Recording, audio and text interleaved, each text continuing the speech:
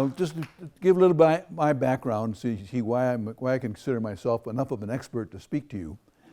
47 years ago, I bought a house with my late wife and my two daughters on, you know where Adams Castle is, perhaps some of you may know that. That's in my backyard.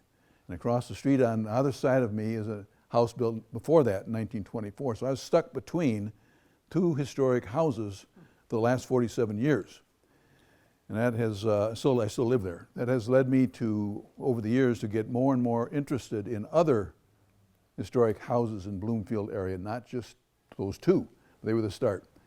So over the years, I have gotten involved and I've gotten files on maybe 200 different houses in the Bloomfield Hills.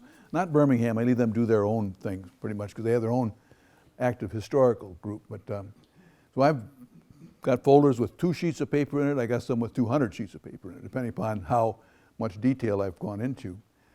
I also write a little column for the Bloomfield Historical Society's newsletter called Legacy. Comes out a couple times a year, and I write a little answer the question kind of a column. Sometimes I make up the questions, and people don't really ask them, but anyway.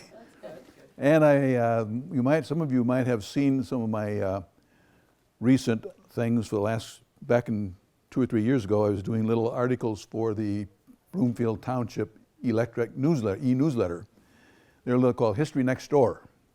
So I was giving little one-page type of descriptions of houses that I had researched, and a little video, a 5 or 6 minute YouTube type video that went with it that you could see by looking at the newsletter. Can everybody hear me okay? Yes. No problem. So and I've done a few other things like that, but my purpose today is to tell you about one of the more interesting discoveries that I had due to a question that was asked of me by Sherry Ritter. Sherry is one that brought me up here on the podium. She and her husband live in an interesting house. I will tell you how I got involved in this project. I had done some work for research for Ann Wilbur, who's also in the audience here, and she has a good friend named Sherry Ritter.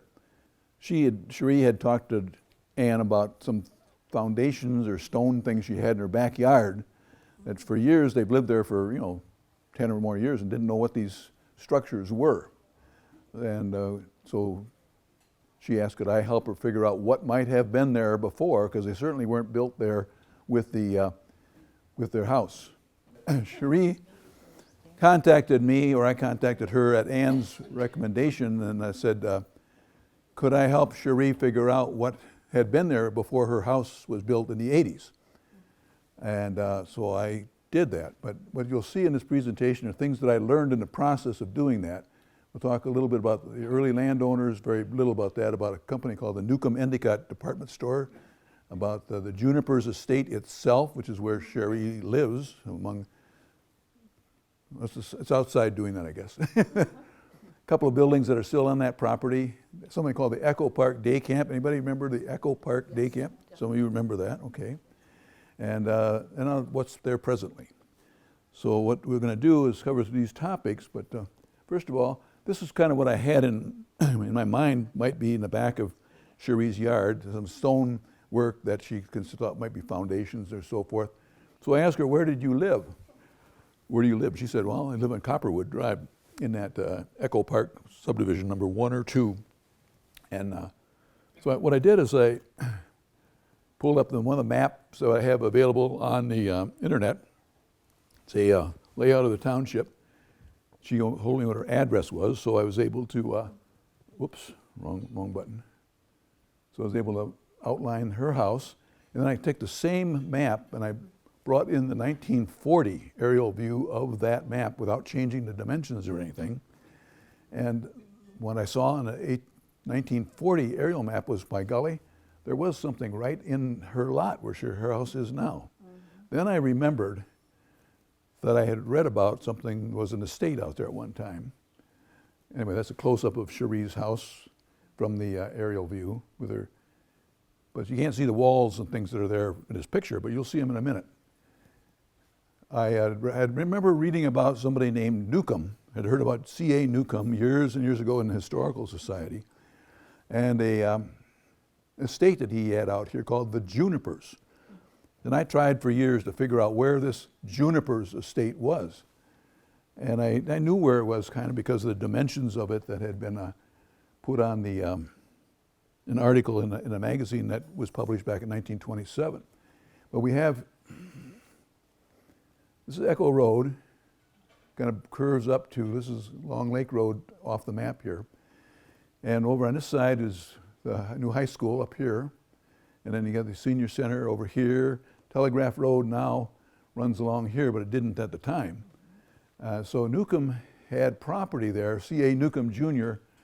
had 129 acres on this side and another 18 over on this side of Echo Road. That was where I did an aerial view in 1940, showed his estate house was still there. But let's go back a bit in time and say what was there long before Newcomb ever had his estate there. It was farmland owned mainly by this early pioneer farmer John Greer, and this is the area that the Junipers was in, basically. There's Long Lake Road up at the top, and Greer owned this farm for many, many years. And like so many of the areas out here in this area, the farms were gradually taken over by rich folks from Detroit who wanted to have either gentlemen farmers or have estates out here in the nice fresh air of the Oakland County, and they would sell off the property. And then eventually those was a one-house estate at one time, now has 77 houses in that subdivision. So that's how the whole area developed, in that way of farm to estate property to being spun off into subdivisions. This is just typical of so many others. But it's interesting to me when I saw this map that Greer's house was right here. That house is still there. It's not on the Junipers property, but I'll tell you a little bit about it in a minute. And then there was a school that Greer had given to the school district, school number 7, and he also had a graveyard down here on the corner of Echo Road and Lone Pine Road. Yes? The school. Yes. What was the name of the school? It was schoolhouse number 7. That's the only We may call it, I think they call it the Greer School.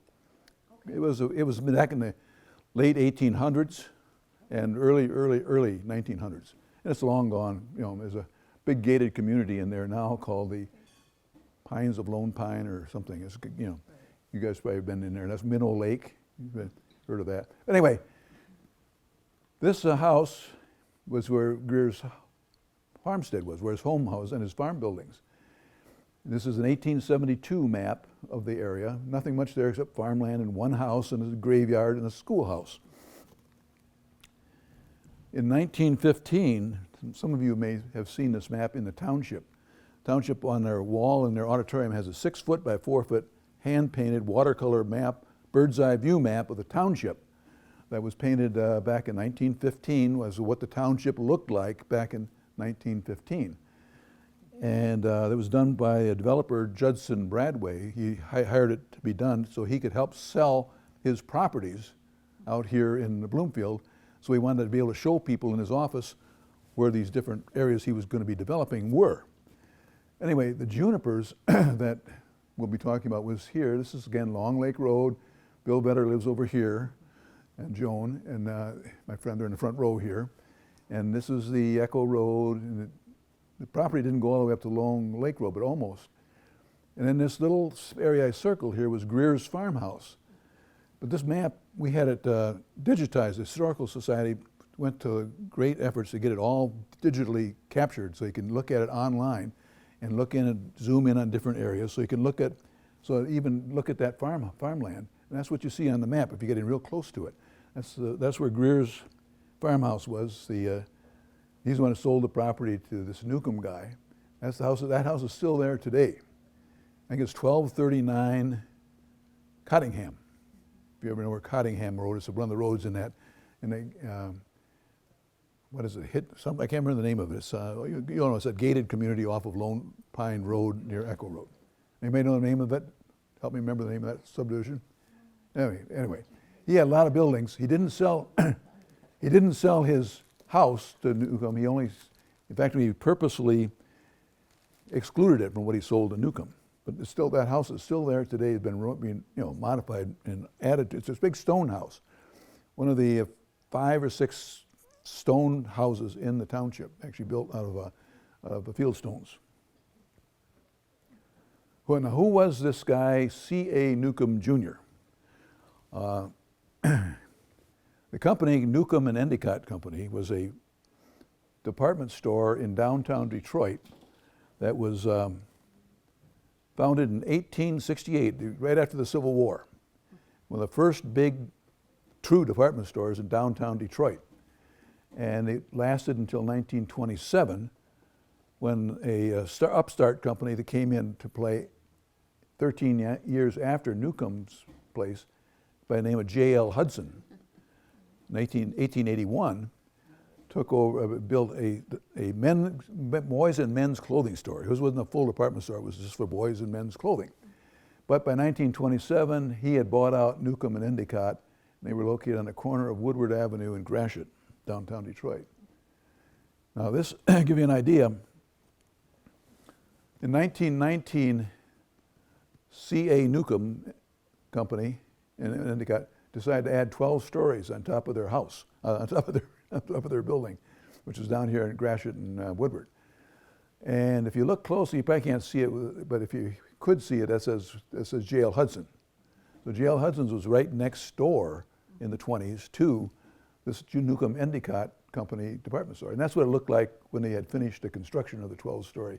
And there's a nice little American flag, probably what led to like the J.L. Hudson's flag eventually. But that's what the Newcomb Endicott department store looked like in the 20s. It was founded, as I said, by Cyrenius Adelbert Newcomb. That's why he and his son called themselves C.A. Newcomb. They decided not to use their full name. And Charles Endicott, Newcomb was from Boston, and Endicott was from Chicago back in 1868, again, the end of the Civil War. And they formed this company. Endicott died fairly quickly afterwards, but his nephew John Endicott continued on as treasurer for the company. And in 1915, the senior Newcomb, C.A. Newcomb, died, and his son C.A. Jr. bought it. He's the guy that developed this nice estate a couple years later when he became the president of his father's company. And he had this rolling in the money that had come in that time, and he bought this 140-some acres of land out from Greer, out here in the wild areas of Bloomfield Township. And then, as I said, in 1927, they sold out to J.L. Hudson's. Now this is the founder of that company. This is Cyrenius Adelbert Newcomb Sr., C.A. Newcomb Jr.'s father. And here is C.A. Newcomb Jr. himself. The picture is probably in the 1920s when he was living out here in the Junipers. He lived until 1951. Endicott also had an estate out here, which you may recognize when I show you a picture of it. They had kind of matching estates out here. His was on Chesterfield Road just before it becomes Woodward Avenue. Thank you. And he built his place a little bit before Newcomb built his. But they were together. They ran that company. That was my assistant, Julie. Thank you, Julie. So here he is. There's.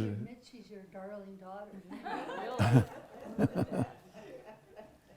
Now here's a young C.A. Newcomb wedding picture. This was before he became president. It was in 1896 when he married, believe it or not, Brownie J. Kelly. That was her real name. It wasn't a nickname. It was Brownie. That was her given name. I've never heard anybody named Brownie before. But that was his wife. They lived in this big estate I'm going to be telling you about. For what it's worth, I decided I had to figure out what the family tree was a little bit about. So I did this, because I knew there was a Newcomb that I had met in the Historical Society. So I decided to figure out where she fit in that tree. So there's Cyrenius Sr., Here's the junior, the one that built the estate Junipers out here. And he had 3 sons, one of which was C.A. Newcomb III. And he had a daughter, Nancy Newcomb, who married a man named Porter. And that's Nancy Newcomb Porter. Did any of you know Nancy? She was born in the late 20s and died just a couple years ago. Lived out here for quite a while. But she's important to me because she gave a lot of her grandfather's materials to the library and the historical society when she was disposing of the estate. So we have materials that describe the property better and his family and so forth, which you'll see some of that in a moment. But so I knew her. That's the only Newcomb that I really was acquainted with. This is not the Junipers. This is the partner's place. This is on Chesterfield, 290 Chesterfield, between Woodward and Corton. When Chesterfield's on that diagonal there by the Masonic Temple and the Christian Science Temple and so forth. Anyway, it's still there. That's what it looks like today. That's what it looked like in 1916. So I put that in there because I can show you this one. I can't show you the Junipers, but it's gone because Cherie lives there now. She lives in what was the Junipers lot. But anyway, you'll see pictures of the Junipers in a moment. But this was like over 100 years ago. I took this picture in 2017. And the lady has gotten that house on the National Register of Historic Places. You can see that plain as day if you drive up that little stretch of Chesterfield, just beyond the mill race that runs through there. Now put it in perspective. Newcomb's property is over here at Long Lake and Echo Road. And it's right here. And this gated community I tell you about is down here, Minnow Lake, and this circular drive in there with. And we see a little cutout there in the property. That's where the farmhouse was. He didn't sell that to Newcomb. He kept it because his house was on it. And over here, go a couple miles to the east, almost over to Woodward, and there's Endicott Lake. There's Corton Road. And then Endicott's property was right there, on halfway between Woodward and there. That's the one house I just showed you. So no more about Endicott. We're back and we're going to spend our time on Newcomb now. So we're going to get to the Junipers here soon. Now we're going to be at the Junipers. He owned this. The Newcomb family owned the property they bought from Greer from 1917 to 1960. Well, actually, Brownie died in 1958, but the family finally disposed of it in 1960. Here again is the same map I think I've shown you before, and this was a 1920 map. The 1916 map, which I also have, doesn't show Newcomb's house. It doesn't show the little lane leading in off of Echo Road. They actually put the driveway on this map of getting off of Echo Road into his house. And then down here is the farmstead of the name has changed there now to Bohr, but it was Green's farmhouse, and there's that Minnow Lake again. So there we are on Echo Road, north of Lone Pine, south of Long Lake. And over on this side, there's no Telegraph Road here at the time, but now Telegraph Road runs right up about here. And here's the township buildings, and here's the senior center, here's a new high school over here. So that's put it in perspective. And here's what he paid for the property. In 1916, he bought 129 acres, this piece for $48,000, and he bought a little parcel over here of 18 acres for $11,000. Now that's in 1916 dollars. Of course, it's a lot more now. This is the magazine where I first had learned about this Junipers estate. This is not one of their better covers. They had 3 years of this published magazine, monthly country living magazine about the Bloomfield area. Not so much about Birmingham, but mainly about Bloomfield Hills, and a little bit of West Bloomfield. But this was the magazine where I saw the article, which I'll show you in a moment. January 1927, it ceased publication. In December 1927, 11 months later, without any fanfare, without any announcement that they're going out of business, it just stopped. So we had started in March of 25 and ended in December of 27. but it was a wonderful magazine. We get all kinds of good historic information out of it. And again, it's online for your perusal also at the Bloomfield Historical Society website or at the Bloomfield Township Public Library website. You can actually read this whole 1,000 pages of magazine. It's very fun to look at. This is from the magazine. This is from the article that published on page 2 of the January 1927 issue of that magazine. That is Newcomb, Cyrenius, and Brownie's house. That's where Sherry's house is now. And you can't see it really well here, but there's all kinds of stonework in this picture. I'll show you more vintage pictures of it so you see what the stonework looked like when Newcomb was there. But that's a long view of it. This was taken from inside the house. Again, this is in this magazine. They had like a 4-page article about the house, which is wonderful, but I could never find the house because it wasn't there anymore. It had been torn down, but Sherry's house was built to replace it. But there's a lake that's back off of, you can see that lake off of Andover Road or off of the road leading into the Echo Park subdivision area where Sherry lives and Jeannie. And that's wetlands now. It was a not forest preserve, a nature preserve. It's part of their subdivision though. But they had a big viewing window in the front of their house looking south on that property. What lake is that again? What lake? Yeah. It's called the Echo Park Nature Preserve, I think is the right name for it. You'll see, it doesn't have a name for the lake, I don't think. Does it, Sherry? I don't know is that Minnow Lake? No, Minnow Lake is south of that. Minnow Lake is the one where that gated subdivision is.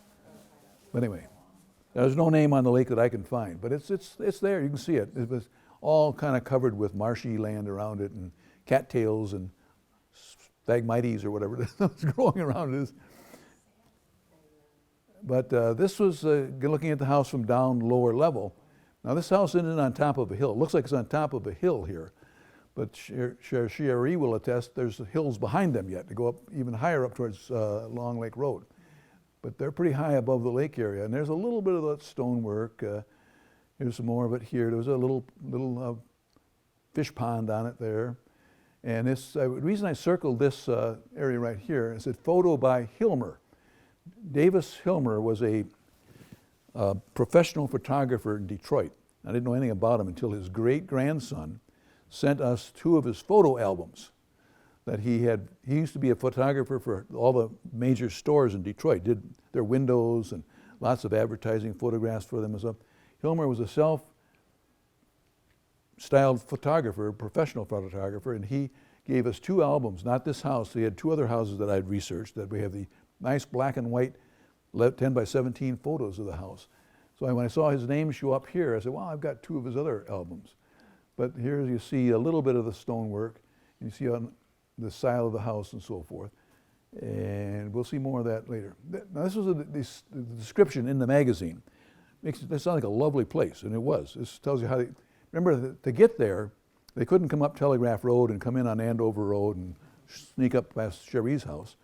They had to come by Long Lake Road from Woodward, or Lone Pine Road from Woodward, and come up or down Lone Pine Road, Echo Road, and go in on that driveway, which we'll show you more of in a minute. But it says, the Junipers, one of the most beautiful places in the region, is on Wing Lake Road. Well, that's wrong. Either they changed the name since this article was written in 27, or they made a mistake. So anyway, the article called that little stretch of road Wing Lake Road, not Echo Road. But it's really Echo Road.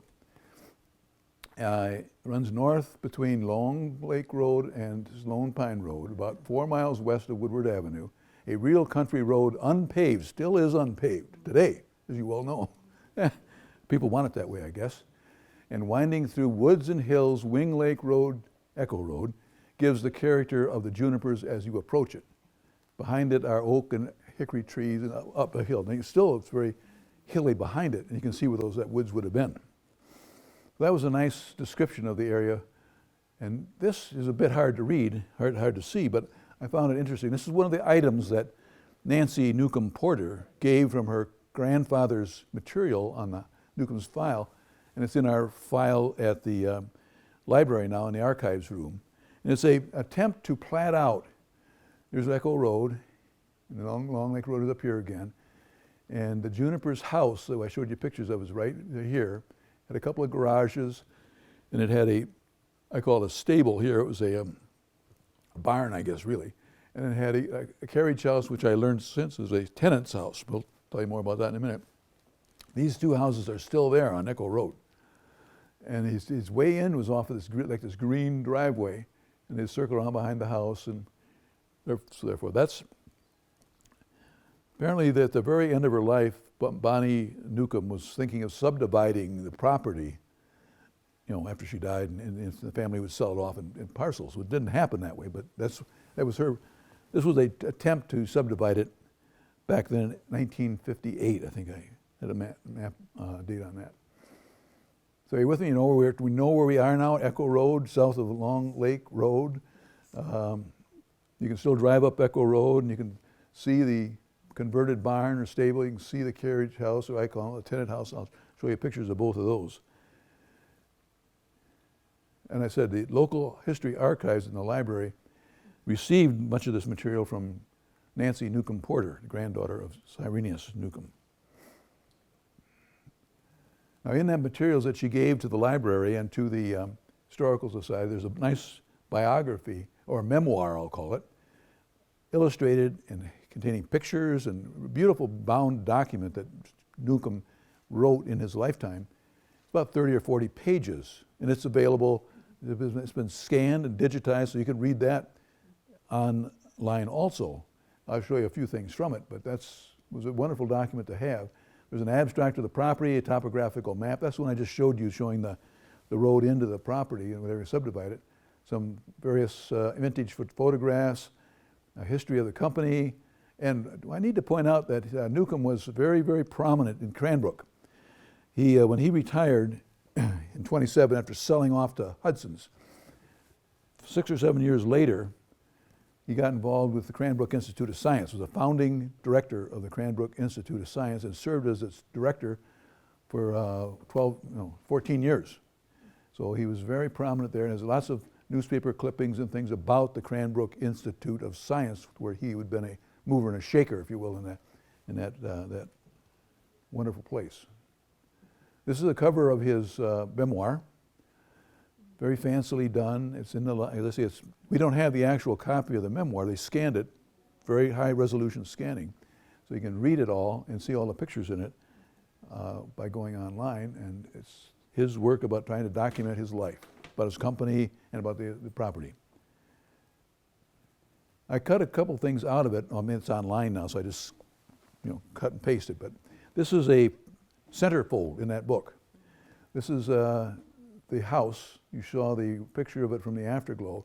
You see the extensive walls and things he had around behind the back of the house. And these other things were just vignettes of other pictures that he had put in around his house. So that was helpful to me to figure out what the house was shaped like. And there was a driveway behind it. Circular driveway came in off of Echo Road. Here are a few pictures from it, and they're hard to see because they're old and they're not very big. But 3 different pictures of the structures that were the walls that were there. Here's so it's not just some little outline of a foundation or something. These are extensive walls. Some of them more than 6 feet tall. And I got real pictures of it as they exist now. But don't go back in Sherry's yard without telling her first. And you're all going to want to go out there now and take a look at 1239 Copperwood Drive. Here's some more pictures of from that memoir that he wrote. These are his own photographs that he had put in this memoir. And I like this one right here because I think, Sherry, when I show you the next one, I think that door is still there. There's a little door in the fieldstone wall there that she wouldn't let me go in when I was there looking at it. It's a secret room of some sort underneath the ground in that wall. But these are from Newcomb's memoir, written in like 1940 probably or so. Today, you see these part of it, the structure. Here's that thing I was pointing at before. That's the door in the back up here one. I think that door is the same. Would you agree, Sherry? Is that door there? probably. Anyway, that is still there, and she keeps secret stuff in there of some sort. And so you can see these are not any just trivial little foundations at ground level. These are huge walls that are on her property. Was that in the ground? I mean, is it a fruit cellar? Well, it's underground. Yeah, I mean, but it's on a hillside, so it Yeah, but keeps I mean, going on down. probably a fruit cellar. I suspect it was some sort of a root cellar or something. Yeah, that's my guess. Do you know what it was, Sherry? I don't. Okay. I don't. We just have two of them. You got two of them. Okay, I don't show the one here. We changed the other side of it. Okay. It used to be one on each side. You could go right underneath the ground through those. Whoops. Well, would that have been a prohibition at all? What?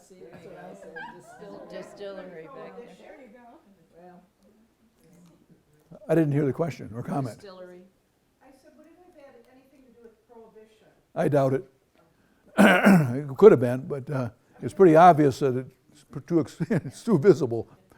For the revenue agents would have seen that probably. But How much ground is on top of that? well, Is this, a lot. I mean, so, It's like a three or four It does say pool. okay, so it's underground. yeah, 3 or 4 tiers in this. It has concrete all the way around it. Yeah. Or, stone or whatever, so it's not, So it's enclosed with concrete or stone? yeah. Exactly. It makes me sad I didn't get in there, Cherie, with all these questions. Come back, John. But here, this gives you a little bit of a view for how multi-tiered this rock area was or is in the back of the Ritter's yard. I mean, look how tall those. Whoops, doggone it! How tall those. And there's the house, her house up here. But look at the extent of those walls. And they had to do a little work on it to restore them. Sherry didn't know they had them all when she bought it. They saw some of it, but as time went by, they uncovered more and more of it. Leaves had grown over it and weeds and things. But as they lived there more and more years, they found more and more of the structure of the walls. But I thought that to me, I thought to see this little pile of rocks on the ground, maybe 12 by 20 or something, and I go help her figure what that was. Right. But that's not far from that. So that's a different couple of views looking at it from the lower level up towards the house. Now here's an interesting thing. This is not Sherry's wall. This is part of Newcomb's wall, but because the subdivider divided the lots in such a way that Jeannie Wonders got the arch. Jeannie's here in the audience also. She lives next door to Sherry, and she has this beautiful arch in the wall, and with a ramp leading up to steps. Now, here I'm at the bottom of it looking up, and here I'm at the top looking down. These are steps here, go down through that arch. And that is Clark Wonders, her son. Clark, right, Sherry? It's Clark.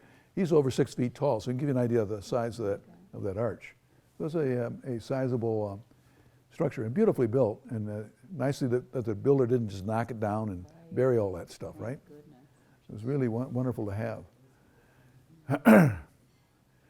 Newcomb died in 51.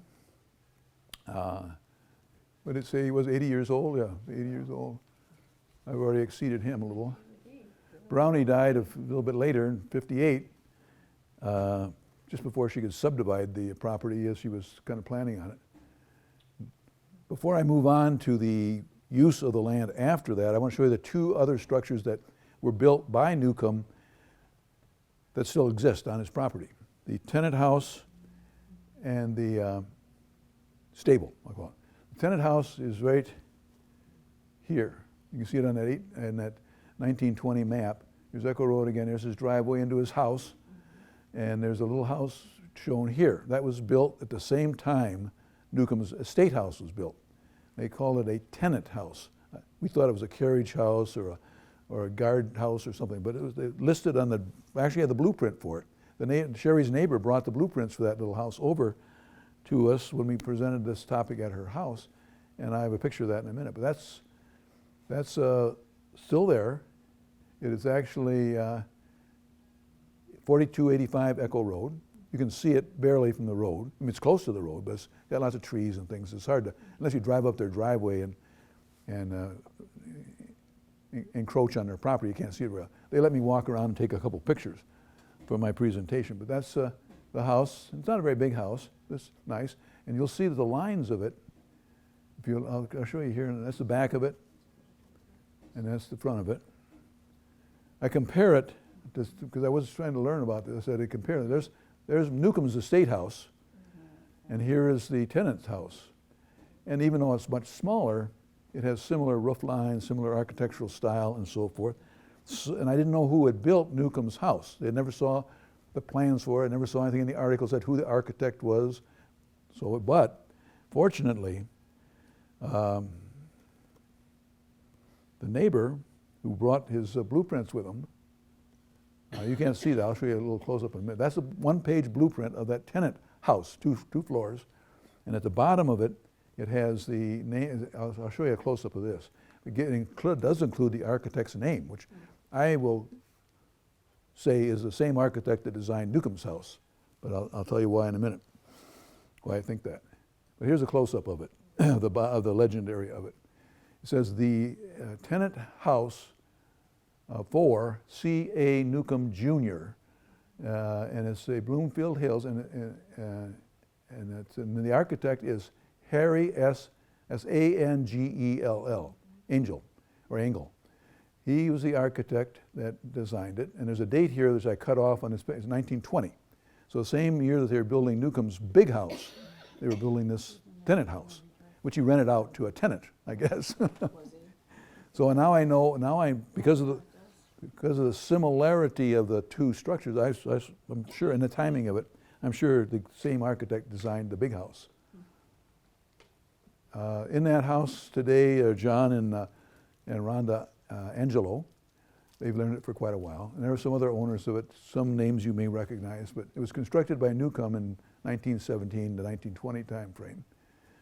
We won't dwell on those names, so I didn't research those people, but if you recognize people there, you're welcome to it. And then the other house is what I did do some research on before.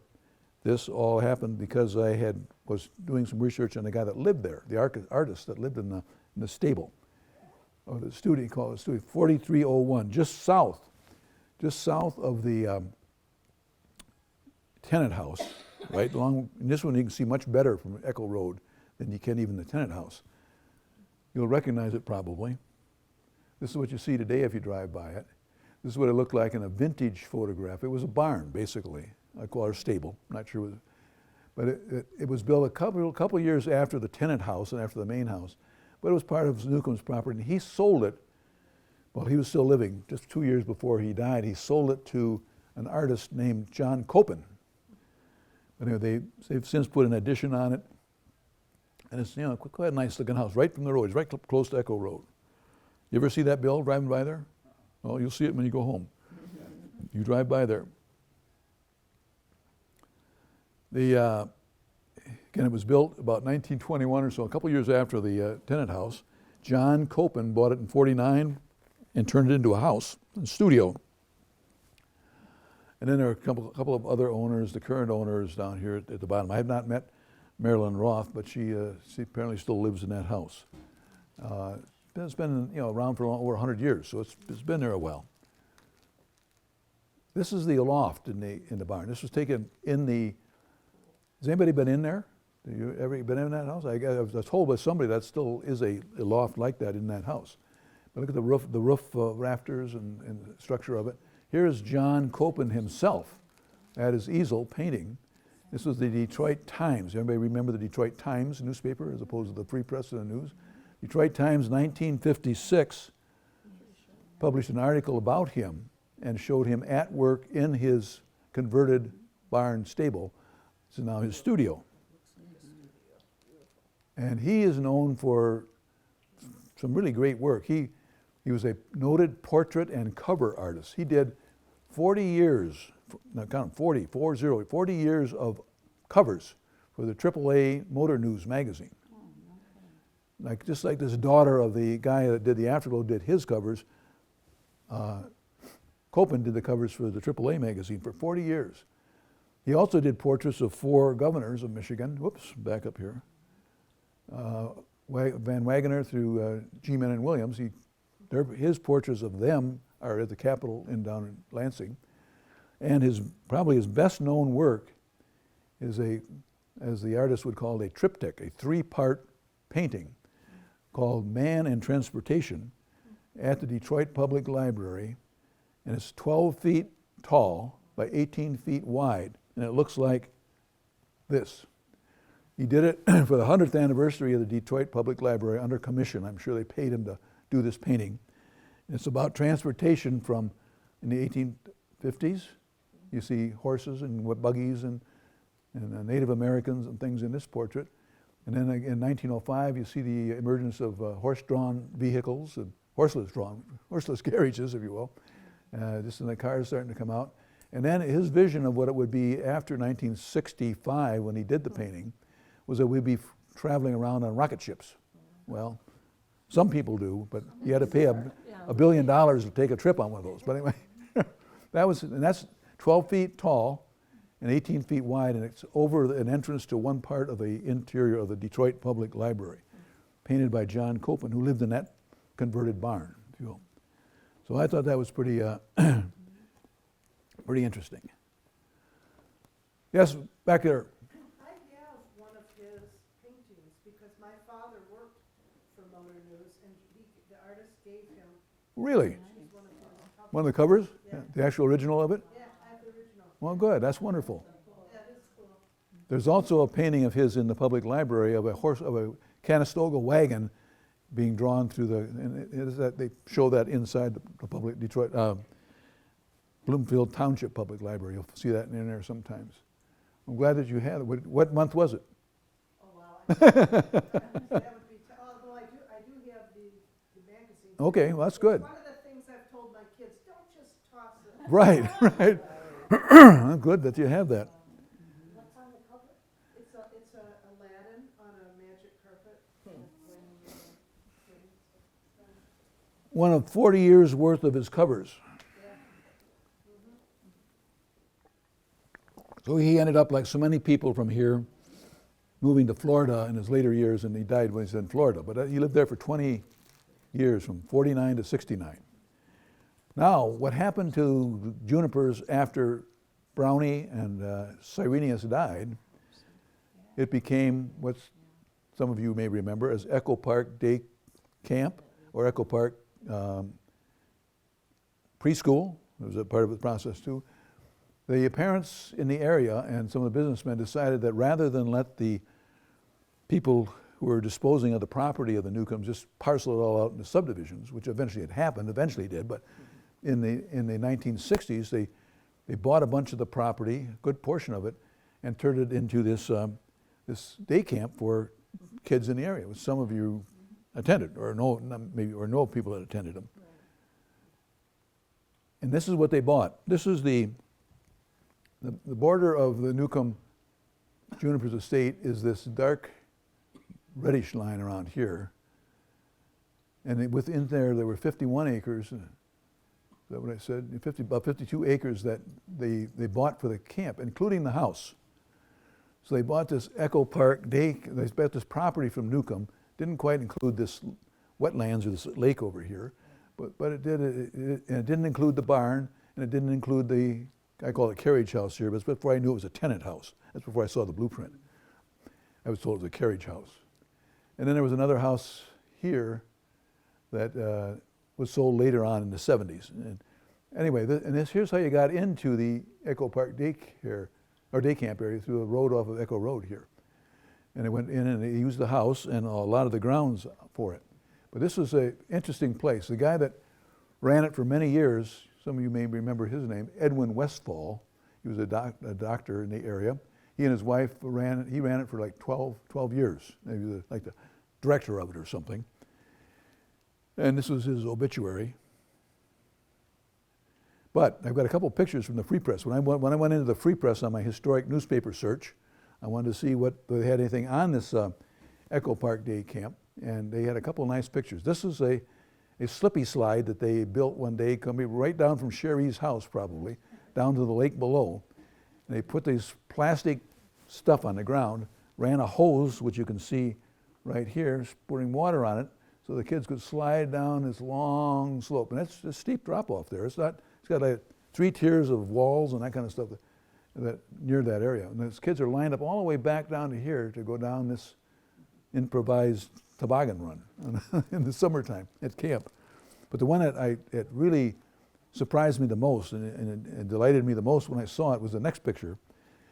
It's when Ethan Davidson, a kindergartner probably, had to come bring something to show and tell one day. That was show and tell at school, you know how those go, Joan. He had to bring show and tell. So what he brought was his father's helicopter. And his father was William Davidson of Guardian Industries.